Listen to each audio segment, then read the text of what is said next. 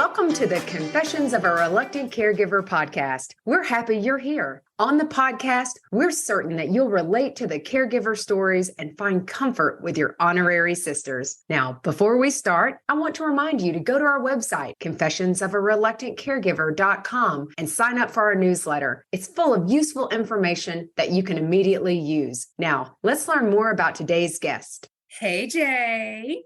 Well, hey, Natalie. How are you doing today? Oh, just hanging out, doing my thing. I thought, what a perfect day to record a podcast. I have the most amazing person for our listeners. I am so excited. You know who we have with us today? No, it's a surprise. It's Doreen. Oh, not Doreen. Doreen is a bestie for the sisters. I have to tell everybody she is an absolute bestie. And I met Doreen back in November, and we have so many similarities in our caregiving story.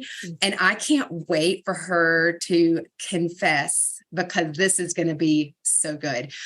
Doreen, we are excited to have you. And so, Jay, why don't you tell our folks a little bit more about Doreen? I would be honored. First of all, I will toss out that Doreen is an excellent cook. That is not even part of It's not even part of caregiving. No, it's just, I want to throw that out there. And Doreen taught me how to make pie shells. So that is pie crust. Good. Yeah, that's it. Okay. That was totally off topic. So I'm going to get serious here, Natalie and Doreen. Doreen has spent over 40 years in the IT industry, most notably at IBM.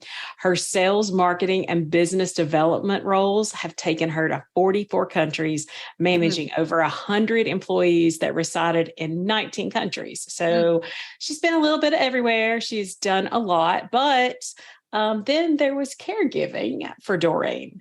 It is the unpaid role she's been in for over 15 years. Between Crohn's disease, cancer, Parkinson's, and dementia, she and her family have embraced their loved ones through very tough times. This is a story about community and friendship today, guys, advocacy, and my favorite, which comes directly from Doreen, empathy and common sense in institutions. And it's about common sense. Doreen, we are so happy to have you because you are all about some common sense and just getting things done. So that's what these sisters love about you most. Oh my God. Well, I love the two of you so much. And, common sense. It's somewhere got lost along the way. We're trying to figure out how we get it back into the equation. I love it. Absolutely. So, Doreen, you have quite the caregiving story. Again, Doreen and I met over LinkedIn back in November because you have been caring for your mom, right? And caring for your husband, Mike, who we also love. And it's a family affair for caregiving with you guys. And so I'd love for you to kind of bring us up to speed about when did caregiving really kind of come in to tell us your story. Tell us your story about caregiving. Well, both. Thank you guys. I love you two so much. And I never had a sister. I have 3 brothers, all older.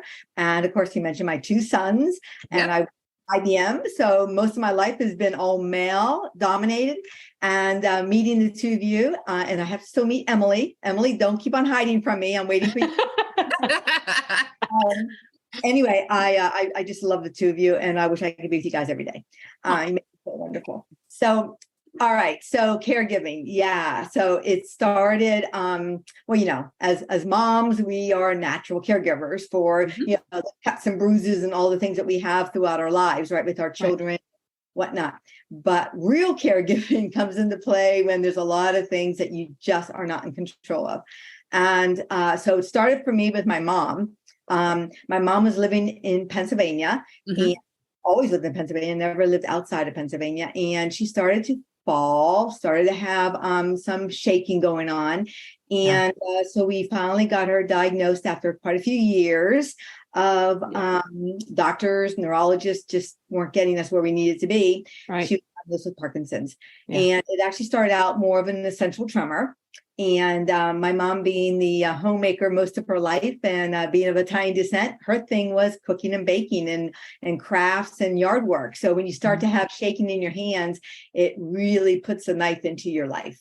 Yeah. And, so she living independently because she came from a very abusive husband environment and was single for, oh my gosh, 40 years at that point. Wow.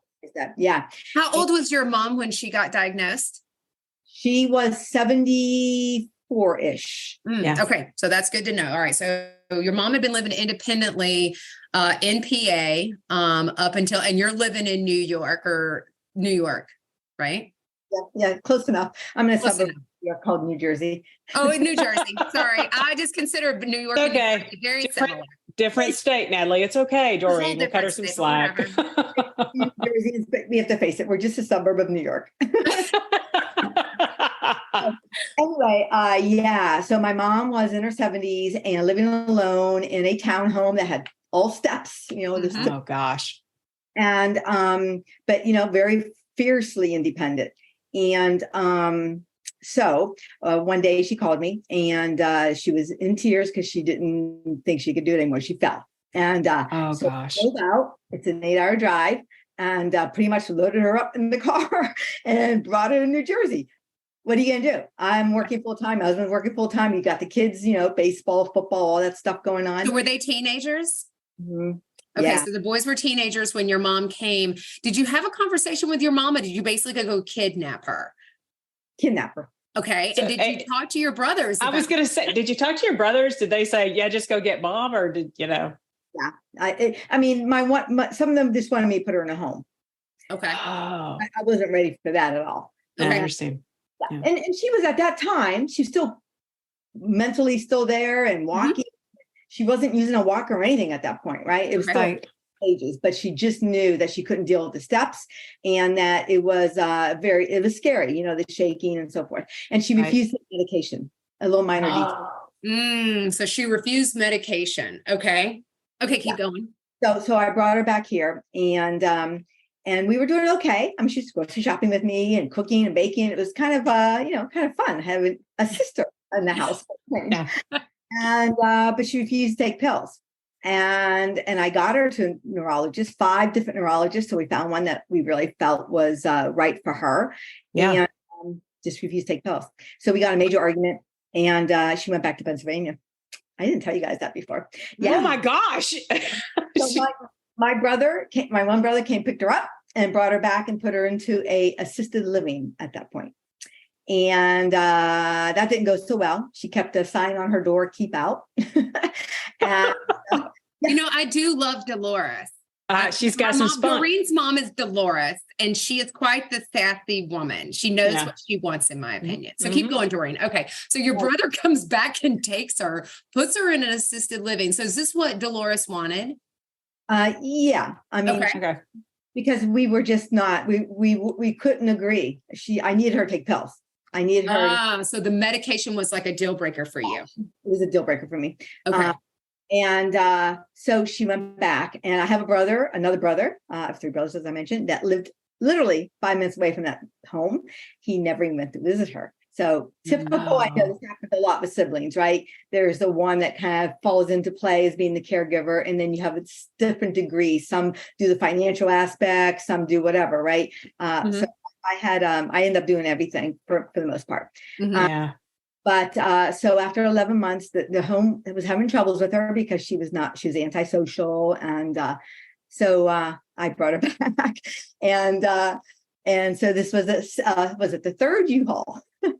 I'm really good at driving U-Haul trucks. We need a discount on U-Haul for Doreen. U-Haul would like to sponsor us. So Doreen, did you have a conversation with your mom to say, I'd like for you to come back, or did the facility tell you that your mom it was not working out and you had to do something? Like what kind of conversation are you having? Because I mean, you're working with a person who your mom was able to still make independent decisions on her own. So what was that like? She wasn't getting along. She was very aggressive with the staff. Right. She wasn't letting them in. She wasn't letting them touch her. She wasn't letting them. All the meals were being brought to her room.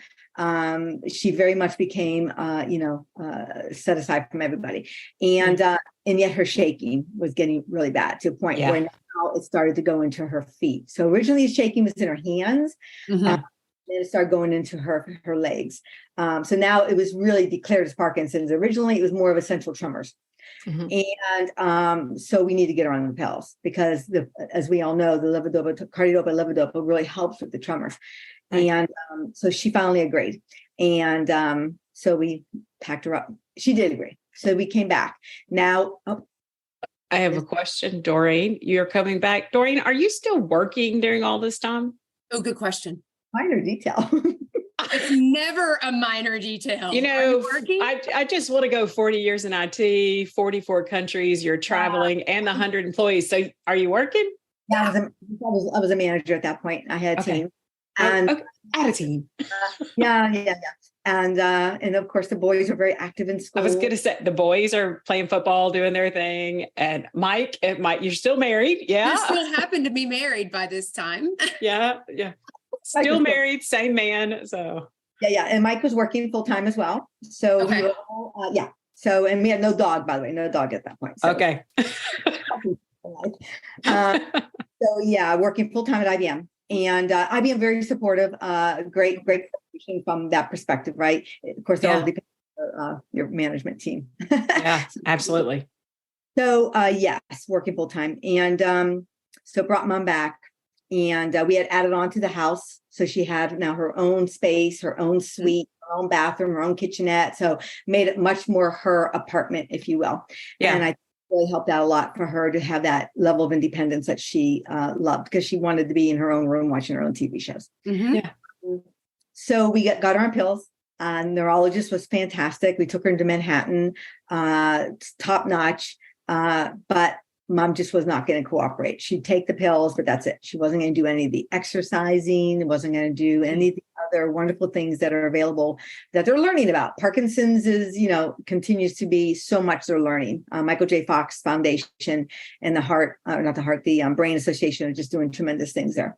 Anyway, the mom was still very combative when it came to doing anything more. So she lived here, and my brothers would come and visit every now and then, maybe once a year. They're living out of state, so I get that, right? And they have their own families, and they're very busy as well. One's in Texas, one's in Ohio, and one's in Pennsylvania. And so mom progressed. In the meantime, my husband, he had Crohn's disease since he was a kid. He had multiple operations, been in and out of hospitals our entire marriage. He's had, I think, side effects from Crohn's. He had over 50 kidney stones. So my gosh. God bless you. We love you, Mike. Oh my gosh. Had 8 hernias, 6 at one time. And so, because the intestines just cause havoc in your body. Yeah. And so he had a lot of issues with the Crohn's. Well, in one time we were in New York City at a hospital for 7 days. They had to do a colostomy because his intestines were just not cooperating. And in doing so, when they put that baby in, they diagnosed him with rectal cancer, which was in there for years, actually, just was hiding. It was being disguised by the Crohn's. Right. So now that's where I think, Natalie, our story started to coincide, because we were at a local hospital here in New Jersey, great hospital. The doctor said, look, he says, we may do one of these operations a week. Sloan Kettering probably does 5 a day. Right. And they brought us to Sloan. They got us into the doctors. And it was that saved his life, because it wasn't a very good diagnosis. And so he was in Sloan for the 10 days. We had 3 doctors, a 9-hour operation. It was Where's your mom? Where's your mom at that point? Is she at the house? My boys are like, there you go. So thank you for bringing that up, JJ. So I'm not the only caregiver in the house. In fact, we should just change our last name as caregivers, because the family of care. My 2 sons, wow. And now I know why they never went to the medical field, though, because they were doing so much of it at home. So both my boys can take care of my mother better than me. They are really good with my husband. They're really, really good. And So yeah, so now my husband comes home, helping him. I'm working full time. Got my mom. The boys one's in college at that point, but only at Rutgers, so right around the corner. And we do what we have to do, and it's a family affair. It is a family affair. I think, Doreen, I guess that's my question, because I remember trying to support, like I was in New York and I was working with Jason and trying to support him. And I'm talking to JJ and Emily, who are supporting our mom at the same time. And it does sound very similar, because JJ and Emily took the lead, and it sounds like the boys were helping help you. And then of course, help Mike, their dad. And so how did it interfere into work for you? Did the boys pick up enough so that you're able to still try to be as present as you can? Because you had a position where you traveled to many countries. How did that work? And what was that like from an employer standpoint? Is there FMLA? Have you taken time off? Or are you working at your laptop? So I had a senior executive at IBM pull me aside one day. Said, "Hey, I heard about your mom and Mike. Why don't you take a leave of absence? IBM is really good with those kinds of things." And I never had my manager mention to me or anybody else, but this. Wow. And so I looked into it, and sure enough, I took it was 3 months leave of absence, which really helped just to kind of get things reset at home, because it became a very different life, right?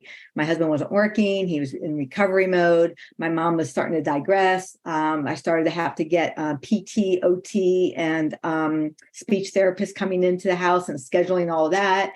I started to have an aide come in once a day just to help out with, getting dressed and showering, that kind of thing. So it's just a lot of management of a lot of different moving parts. Wow. So that helped the leave of absence. And I did end up, the boss I left to do my leave of absence hated me. I swear to God, she was the worst. And I'll never forget it. Wow. I was in the emergency room with my husband. He had an issue after the surgery with some infection. And I remember her calling me on the phone, and I said, can I call you back? I'm in an emergency room with my husband. She goes, no, I need you to run down your deals right now. What's going on with each of your accounts? Wow. Yeah. I was like, wow. So, yeah. So you also learn as you go through your career, you don't want to work with people that don't have empathy, that don't understand that common sense sometimes prevails, because, you're not going to get me to give you a good story about my accounts when I'm standing there in an emergency room, not sure if my husband's going to live or not. Right. Yeah, absolutely. Absolutely. It's sad when you hear that, because what that does is ultimately it speaks to culture. You can have all the policies that you want written down, but if you have an individual who says, that's, I'm sorry that you're in the emergency room, but FYI, can you just run through these real quick? They have no sense. This is where the common sense comment came. Like, they have no common sense. Like, you're like, let me just help you understand. Like, I have found common sense to be the lack in my entire life. And that's why that word to me is so important. Because even when I was in high school, I had some friends that just did really dumb things. And there's no common sense. Your mom and dad are going to find out. So it's like, exactly. Right? Yeah. So I guess I said it earlier. I was a mother and I was like in 9th grade. That's pretty bad. Yeah. So let me ask you this too. Did having to provide care, and I'm sure you were doing your normal 50, 60 hours a week and working for IBM, if you're lucky that it's that low. And then with your husband and with Mike and with Dolores, then you've got another minimum 40 hours a week, because you got weekends too. Like, you don't actually get a day off, Doreen. Like, you don't get a day off. And here, let me add in your boys. So you are respectfully juggling 4 individuals that because I know that like her boys are fantastic, and they have turned out to be amazing young men. JJ and I had the opportunity to meet Christopher, and we're still waiting for Anthony judging. And so we love you, Anthony, when we meet you. But how how does that pressure impact you? And ultimately, did that have an impact on your career in your mind? Yeah, I am so just me. I've never been one to act. I've never been one to get myself into different modes. When you're taught in sales school, right, to do that, right? You have to do the role playing kind of thing. I sucked at it because I always had to be real. Okay, you're just another instructor. You're not a real customer. How do I talk to you, right? So I think I've always just done what I do. I've never looked back. I mean, my childhood was very wasn't the best childhood, right? With a father and all that stuff. But I think that I just always did what I had to do. And I'm a very much of a realistic person. And so I didn't think much about how it impacts, because I just keep on going. I don't stop. I don't stop to think. I don't stop to look back. And with my job, I was still getting excellent reviews, still getting more and more responsibilities, growing in the corporate chain, right? So from that perspective, I mean, everyone knew that, because I'm very open. I'm an open book about my mom and dad, but it never impacted. It didn't keep me down at any point in time, at least at IBM. Would you say that you even gave yourself permission to even not continue to grow and be successful? I mean, you're a very driven individual, and you're very success oriented, because you are very successful, Doreen. But I think about it. I mean, I'm shocked that you took 3 months off, because I could see your personality really not wanting to do that, but you had to kind of give that angle so that you could support them. But it was only 3 months, and you're caring for individuals with significant complex health issues. It was because of the person who recommended it to me too. I had a very high regard for this individual who was a very high executive at IBM. And what can I say? I mean, I never would have thought of it, like I said, and it worked out really, really well. And when I came back, I went to a completely new team and started. It was refreshed. I didn't have to go back to the old team. Nothing. It was great. Yeah. So it worked out. Again, certain companies, I think, are more capable of supporting those situations, right? If it was a small, medium business, I'm not so sure they would have been able to, because every individual carries so many hats, right? So I think with IBM, it worked out well. But yeah, no, for me, I don't know, I enjoy work. So it's almost like, yeah, don't get me wrong, love sitting on the beach, love sitting on my deck and, listening to my sons play the guitar, my other son singing, and 60s and 70s, all that music. But I very much enjoy work too. And so I don't consider it a chore. I don't separate that on my life. I guess my curiosity is, because you are so high energy, but do you think at any point during this whole journey, Doreen, that you've seen it impact your health or mentally? Is there a point where you said, I am breaking? I don't think I can take this anymore? Because you have it all together. Like, it's like Doreen's got it all together. But is there a moment where you actually, in the closet, you're hiding and saying, I'm cracking. I don't want anybody to know that I'm cracking, but I think I'm cracking. So did you hit that moment? Did you hit that wall? Do you consider putting your head in a pillow and screaming bloody murder? Like, yes. That'll work. That works. Yes. Or jumping in your car and just driving to nowhere, just driving to right. Or going in the grocery store and just going down every freaking aisle, looking at every single thing, not buying anything. Hi, me and Trader Joe's. I just walk around the aisles thinking like, maybe I'm someone else today. Were those your self-care? I mean, are those methods that you said, I got to take care of myself? Maybe this will help me. My worst one is going to TJ Maxx, and before you know it, it's $500 in that day. That's a confession, Doreen. That's a confession. Oh. My self-care is TJ Maxx. Yeah, but I mean, you've been doing this. You're at this. I mean, because your mom progresses. Mike has had, and Mike ended up having several. He beat rectal cancer in the sense of it went into remission at a minimum, and then he has another cancer. I mean, so kind of move us along. Your mom, because we know with Parkinson's you regress, you don't ever get better, and then Mike is doing stuff. So kind of move us along there. For mom, I mean, it definitely progresses. And, even though PT and OT, which by the way, I mean, that's something, if any insurance companies are listening to this podcast, we got to change the rules of engagement here, because Parkinson's, you're never going to get better. So after 8 sessions, you're not showing improvement. Guess what? Common sense. Yeah. You're not going to have any improvement. You're just trying to slow the progression of Parkinson's. Exactly. Right. So to change a PT every 8 weeks, that's what I did. I went from I had 3 different companies. 8 weeks, they're done because of insurance. Go to another one. It's a lot of extra work that's so unnecessary. Right. But getting to your question, so my mom progressed from a standpoint, we're now completely in a wheelchair. Okay. We have access to her legs, pretty much. Her arms, she can still punch me if she wants. She's got that firm grip that any good Italian mom does. Yes, that's true. Yeah. And I ended up, I'll jump to the nursing home piece. So she's been at my house for almost 15 years. I started to travel again with the company I was with at the time. And my husband, because of his other cancers that he developed, he had bladder cancer, skin cancer, and the Crohn's decided to come back and haunt him a little bit more. So we had additional surgeries, a complete stomach replacement. So a lot of different surgeries going on there. During COVID, we were in Sloan, I think 3 separate times, 10 days each time for different surgeries.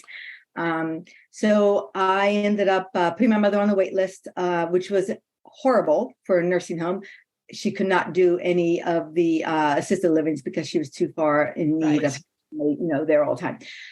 Make a long story short, there are a tremendous amount of nursing homes, but most I just can't fathom putting my mother in. The only one, she was on a 3-year wait list, and they called during COVID, and I said, gee, this is a tough one. No, I'm not bringing my mother to a nursing home during COVID. Which once again, I had my sons, they both moved back home during COVID, my husband. So I had the extra help. We were all working, all 4 of us. Can you imagine 4 Wi-Fis going in this house? It was great because my sons were here. So I was able to keep my mom at home. But then they started moving out. COVID's coming to an end. My mother I called the nursing home. They didn't have an opening. I called every day. I went and sat outside the office of the admissions officer. It was the only home. It was poor Adrienne, another Italian lady, by the way. Adrienne, sorry. Thank you. You are a saint to me. She finally calls me up. She says, I think I have a bed. We'll take it. We'll take it. So we brought mom in, and it was a rough start, very rough. She very much did not want to go, of course. And at that point, still aware. She's still aware to this day. Yeah. But certainly doesn't have a lot of her other faculties with her. So she's at the nursing home. We go almost every day, either my husband or I. And I also pay for an aide to go in during the middle of the day to get her outside, to help feed her, to entertain her, to do crafts, to do something, just not to be just sitting there. Because that's going to be one of my pet peeves in life, is to fix these nursing homes that think that just because you're sitting in a wheelchair, you don't need to be entertained. And this is something, dear, when we've talked to you before, and then when we actually had the opportunity to visit Dolores and that home, it's a wonderful, the location at the facility itself is very nice on a nursing home scale, Doreen, but your passion to make sure that your mom has that type of daily interaction, and to see what sometimes the lack of the facility's ability to provide that, or to just put them in a day room and sit them there. Because what I saw was that when we interacted with your mom, she did come to life instead of just leaving her there in the chair. But the fact that that is not covered by your insurance. That is something let's be real clear. You have to pay for that. It's not covered. Yeah. And so, because your mom, of course, you all did the spin down, because that's what everybody has to do. Reality is that, and your mom is on a memory care unit. So I think that's really important to note, because your mom is now 92. 92. Your mama is 92. We have met Dolores, everyone. And I've actually pushed Dolores up a hill in a wheelchair. And while Dolores is a smaller lady, I was sweating and it was very uncomfortable. And so I kept talking to Dolores about the fact that I was pushing. And so Dolores does not she's not a woman of many words. And so, but we had the best time. So the reality is though, and this is a concern. I want to kind of step back for one sec. You have completely, and we've not been to many of our guest homes, but Doreen welcomed us with open arms a couple of weeks ago. And so we saw the renovations that you made. That was not an inexpensive renovation for your mom's home. Were you able to access any funding from the state to support that renovation to help your mom age in the community? At that point in time, no. Okay. And so you all have spent, I think maybe Mike was telling me it was probably like, I don't want to speak outside of turn, but do you think about $100,000? You nailed it. Okay. And so about $100,000 to keep move Dolores in. And so, and I know your mom didn't have tons of resource. So you all incurred that expense yourself. Yes. I had one brother that did offer support. Okay. And so there's some support there, which is kind. Do you all at this point then, and so you've got all the additional costs that come along with supporting another individual in your household. I don't believe that you're able, we've never talked about this, Jay. I don't believe you're able to count your mom off as a dependent, can you? No, cannot. So there's no tax incentive to support individuals to care for others in their home. States are different. Some states may offer some of that. Right. So in New Jersey, since we're not in New York, does not offer that. New Jersey legislators. And so then you all get to this point where you've got your mom going into nursing home. And I know that's not actually where you want your mom. I know you want your mom at your home. I know that. And she's nodding her head because you can't see her, but you want her in your home, and you are nobody, and I don't know if you feel guilt about that or not, Doreen, but I just want to say to you what you've done. She's like a lot. Okay, she just said a lot. You can't see her. Doreen, the fact that you were able to keep your mom in your home and the boys and Mike supported her for that long is a testament to love. Hey ladies, I need to interrupt for just a second to share about the Sisterhood membership. It's basically a sale every day, and the best part, it's free. Here's the details. We're partnering with our friends at Benefit Hub and other care partners to save you money. With over 200,000 participating companies across the U.S. and abroad, you'll find discounts at your favorite local stores, huge savings on vacations, amazing deals on home, auto, and supplemental insurances, and everything in between. Go to confessionsofareluctantcaregiver.com to sign up, and then definitely tell your friends about it. They can join too. Trust me, there's a discount for everyone. And don't forget, it's free. Okay, back to confessing. So the fact then, we add in the other components of having to hire somebody. And this is one of probably the best nursing homes in the state of New York, because she's in New York, but literally people like Doreen lives 5 minutes from New York. That's why I said, you're in New York. And by the way, that's where having a caregiving cookbook would be nice, because I didn't know about certain services. Know about things, and you kind of stumble across it, right? I mean, you could do a lot of surfing on the net and find that state by state things are very different. But there is support for respite, for example. I discovered accidentally that they actually will provide up to 30 days a year so that the caregiver can go away and have somebody come into the home and care for them, or put them in a nursing home, and it'll be covered, at least some of the. Okay. There are things that I think the state needs to do a better job of being able to communicate out to people. Absolutely. I think that's every state, Doreen. I would tell you that there's so many things, as you know, that we wish we had known for our mom, that I don't know if you feel the same way, but we found if you don't know the right questions to ask, they don't offer it freely. Never. You have to ask all the questions, like even the partnership program. So when my mom was here the last 2 years, I was able to get funding from the state. Once I was able to get her on the Medicaid, then you had a lot more options. And so they were able to give a couple grand a month, which really helped out with the aides, right? So you have aides coming in to, because you're working, you're traveling, so you need somebody here to get mom out of bed, to get her showered, to get her, normal stuff. So it does add up, right? Because you could be spending, a grand or two a week. And if the state is at least giving you a grand or two, that's 1 week that you don't have to worry about. That's so true.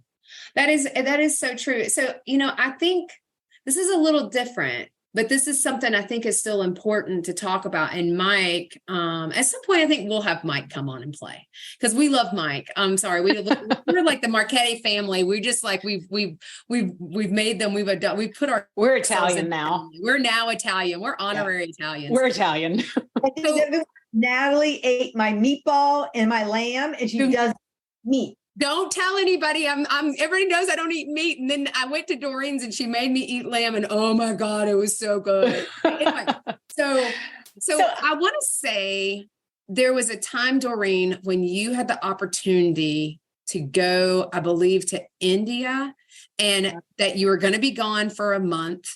And you all had planned for your mom to go to a skilled nursing facility because Mike wasn't really able to care for your mom because of his own medical complications, and the boys only had so much time. Can you tell me a little bit about that? Because I think that speaks a lot to your husband. I mean, it's your mom. It's not his mom. And so. Although the nursing home, little side story, at the nursing home, when I first brought him there, the first week, the nurses kept on saying, "Oh, your father was here earlier with your mom." Oh, please don't say that about Mike. Don't say that about Mike. He's very sensitive. I love that story. Of course. Of course. Okay.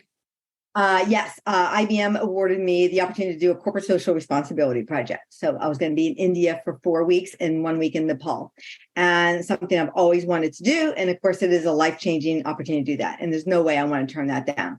However, 15 grand to put my mother into a respite situation for the month. And so I did ask my brothers for some help. And the response was, "Oh, there's plenty of poor people in the United States. You can stay home and do it there."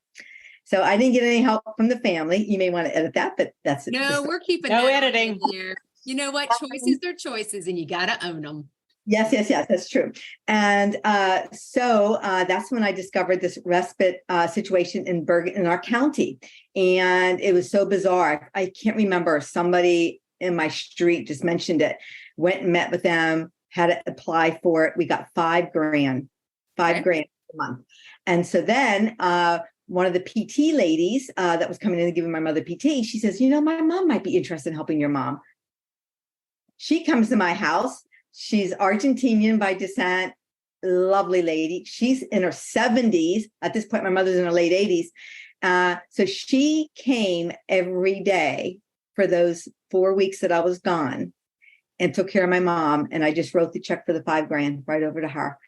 And it was simply amazing. So the thing was, though, she, didn't want to live here. Of course, she had her own husband and all. So we got the Nest camera, and we put the camera in the room. And so she would just be watching it in the morning. And when she see my mother stir, because sometimes my mother would sleep in. Parkinson's people. Oh, no schedule. Roll differently. Some are early risers, late risers. My mother was all over the board. So sometimes she'd come at 10, sometimes 11, sometimes 12. And she would help my mother. She would bathe her, do everything. Because my husband couldn't lift at that point with his surgeries. So that's how the state ended up helping me through this cycle of helping my mom, which also then helped Nora to get some extra money in her hands. And also, she just was so wonderful. To this day, I still get birthday cards from her. Isn't that beautiful? I love that. Well, and I think part of it was the part that's so interesting that Mike shared this with me during our stay was, and I think you did as well, Doreen, is that that you had taken her to the respite facility and everything looks good up front. And then Mike was going to visit. So here's the thing, Doreen's out of the country and Mike is visiting. And I think it was in the first 48 hours when he went, they were not able to meet her needs. And Mike said, "I'm taking her home." Oh. And he didn't even hesitate. Like, "I'm not leaving mom here." And it's not his mom. Yeah. So the situation was, she can't feed herself. her hands are like this. Yeah. So she has to be fed. And she had a roommate because, with Medicaid, you always have roommates. And the roommate told my husband that, oh yeah, they brought the breakfast this morning. They left it on the table in front of her and they left.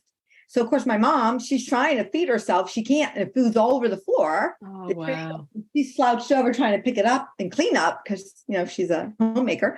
And it was just pathetic. And they told us that she was there for hours before they came back in. Yeah. And so Mike took her home, and this lady, our Argentinian friend, Laura, was only supposed to be doing some limited, and she knew that Mike needed help, and she basically just moved in. And I'm going to tell you, that is such a blessing. Like that is, and so Doreen, you were able to participate and do something for you. And I think this is important, is that caregivers don't have to give up their lives. You're still allowed to do something you personally want to do. And I really do think the right thing happens and when it needs to happen. Yeah. And that was to me such a big thing. Not every day do you get to go spend a month with a company, supporting you and paying for you. Exactly. I was helping underprivileged children in the slums with the education programs. Yeah. It was just so rewarding. And we also worked with children that had cerebral palsy that were also in the slums. And you just have to see that to know that, wow, we have it so good in life. So it was really amazing. And I was there with 18 other IBMers. And to this day, we still get together on Zooms and do calls. And it's another family. And we got to see babies born and marriages. And I love it. But yes, that respite program is so important, but also who you find to be the respite supporter. So I've also, in my day with my mom, I've gone through 7 or 8 different aides, nurses, whatever you want to call it, agencies. With all due respect, I tend to have less of a luck with the agency people. They didn't show, or more times on the cell phone, less time, caring for mom, than when you can find that personal person who really has a passion for taking care of whether it's a senior or a child or whoever. Yeah. So try to find the right connection, the right person. And by the way, it might not be the right connection for me, but it's got to be the right connection for your mom. My mom. Important. How do you think during all of this, because we've talked a little about Mike, but your boys, who, again, Natalie and I have said we think they're wonderful, Christopher, who we've met. We love you, Christopher. How do you think, because this started at an earlier age for them, they're in their teens, but these are boys that are caring for their grandmother, but a female, and she does have some higher level needs. I watched Christopher, just for someone, they were bringing her in because she did Dolores visit and had dinner with us twice during our stay, but he's helping you with her, transfer her from wheelchairs up the steps. How do you think, Doreen, as the mom and seeing this, how do you think it's impacted your boys' lives? Oh, completely. There is such a level of empathy that they will carry for the rest of their lives. And it's interesting because even when we're out and about, if somebody is struggling with something, my sons will go right up to them and ask if they could use help. So I think they're very aware of other people and their needs. And, because kids can be very self-centered, right? I mean, when you're a child, you only think about yourself. But I think they learned very early in life, and even with their father, right? So Michael had a lot of surgeries all through their lives when they were younger. And you just become much more aware of the needs of others. Yeah. So, and of course, the big thing is, my friends tell me, "Oh, you're set. You have 2 people are going to take care of you today." and I said, "Well, it all depends on who they end up with." Do you think at any point do you have any regret, or do you feel that there's time that you dedicated to your mom that your boys missed out on? Have they, we've had people have said, I felt like caregiving took so much of my time away from children's time or a spouse's time. Do you look back at any of that and have any regrets regarding that, or? Probably more for the spouse, because we didn't go out on, evenings for dinners, and we didn't really do much of that. But you know what? We just took my mom everywhere. So for the football games, for the baseball games, for the graduations, for anything, we just took her along. And people would say, well, how do you get her there? How do you just make it work? Yeah. My favorite one, of course, is my mother was 89 years old, had never been to a concert in her entire life. I love this. We had tickets to go see a very, very famous band. And one of the friends of my son canceled, so we had an extra ticket. So instead of leaving mom home with a babysitter, we brought her. Guess what her first concert was? What? The Rolling Stones. Okay, Dolores. Oh, Dolores. And how old was your mom at that time? 89 years old. And so they had no more room in the wheelchair section. So they put us in the club room, my mother and I. And that's the other thing I couldn't. Okay, so that's a regret. I couldn't sit with my children and my husband for the concert, but that's okay. My mom and I were, she's in a wheelchair. She was rocking. She was into it. And, you know, when Mick Jagger starts to shake, I mean, he gets everybody shaking, including Parkinson's. I mean, that's awesome.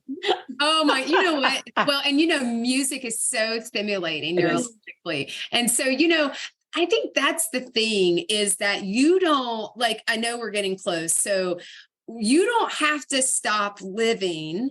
And nor does the person you're caring for have to start living as they continue to age. We're all going to age. We don't suddenly lose interest in doing things. And I know your mom is at this point very limited. She's very choosy about what she says because her mom, Doreen's mom, doesn't really speak. But she lets you know very clearly from her facial expressions and even the reach, because we got to spend a good amount of time with Dolores. She lets you know what she likes and doesn't like. And I don't think even for individuals who are not able to verbally express their needs, they still let you know and they don't want to stop living. That's exactly right. You know, it's funny because at the home, I've met other siblings, other children of residents there. And everyone's astonished because I bring my mother home almost every weekend. Right. I just want her to have my Italian cooking. I want her to be on the deck with the fresh air. I want her to hear the birds. I want her out of the nursing home. And it's getting harder and harder, but we're going to keep on going until it's done. I had a woman say that her sibling said there's no way they could ever take their dad out of the home. It's just impossible. I go, why? Why is it impossible? And she said, I would love to take him out to a restaurant for his birthday. Well, then do it. She says, there's no way I can do that. I go, why? Why can't you do it? And you know what she did? She did everything I said. Go rent a van, put the wheelchair in it, take him to the restaurant. Take him to a restaurant that's wheelchair accessible. Her brother and sister were so mad at her. She took him. She said it was a time of his life. He was smiling. He was so happy. He passed away a month later. Think about that. Wow. The little things. And I think that's the thing that we want to keep going to. And I know we have to get to sister questions because we're there at that time. And so, but I think that's really important. Like there's a huge takeaway. You don't stop living as you age. You don't stop living with every complex health illness or disability. You don't have to stop living. And I think that's really important. So I want to jump in. JJ, what is your sister question? What is your sister question for Doreen? Okay. Doreen, common sense. So facilities sometimes drive me crazy as well. One, maybe two common sense things that if you could say it to any administrator at a facility, what would it be? Stimulate your residents and provide water. Oh. Because you're now in a wheelchair doesn't mean you don't drink water anymore. Yeah. And I think this is important to know, especially with Parkinson's. Our mom is the same way. Our mom has what we found, and it's so odd, for individuals who have limited mobility, that water, that consumption helps keep your body going, and it helps keep you healthy, and it reduces illness. And here's the thing, if you can't verbally say I'm thirsty, then why do you think that they're not thirsty?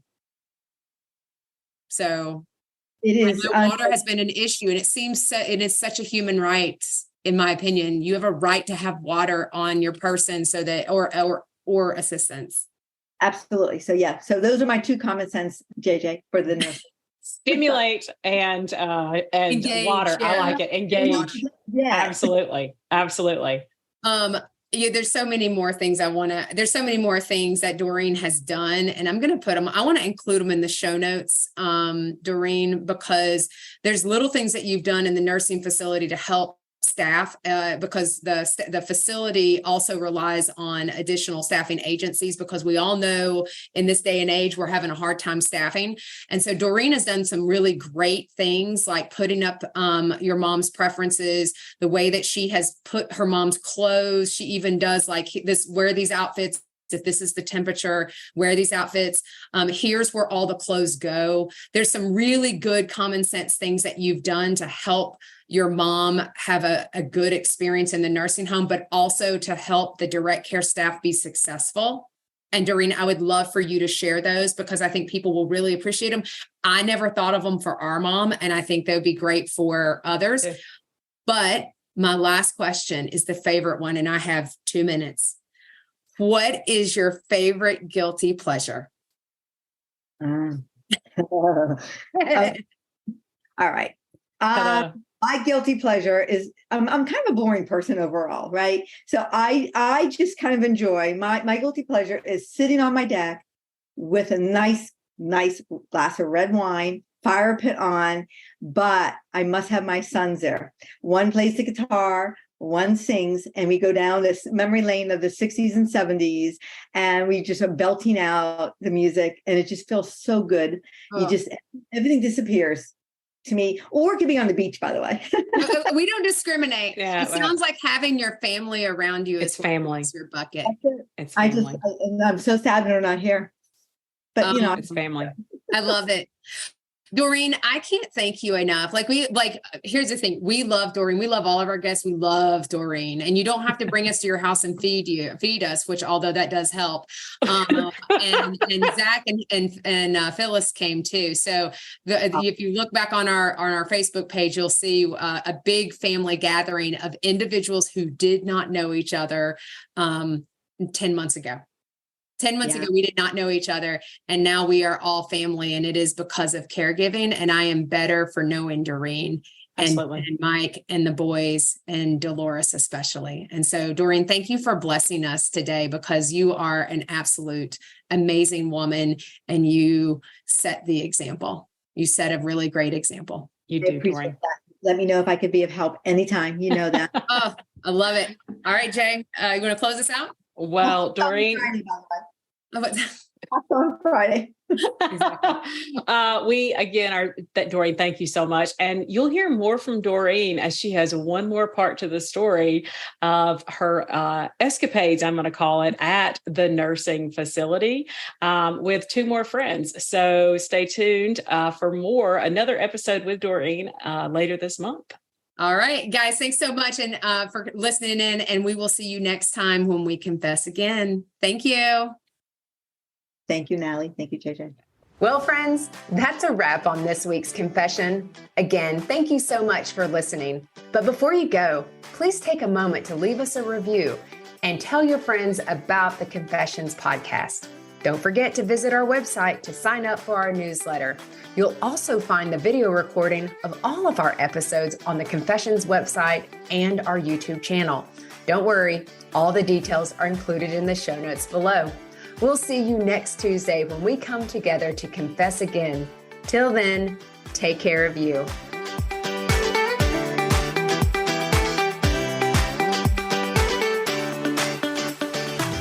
Okay, let's talk disclaimers. You may be surprised to find out, but we are not medical professionals and are not providing any medical advice. If you have any medical questions, we recommend that you talk with a medical professional of your choice. As always, my sisters and I at Confessions of a Reluctant Caregiver have taken care in selecting the speakers, but the opinions of our speakers are theirs alone. The views and opinions stated in this podcast are solely those of the contributors and not necessarily those of our distributors or hosting company. This podcast is copyrighted and no part can be reproduced without the expressed written consent of the Sisterhood of Care, LLC.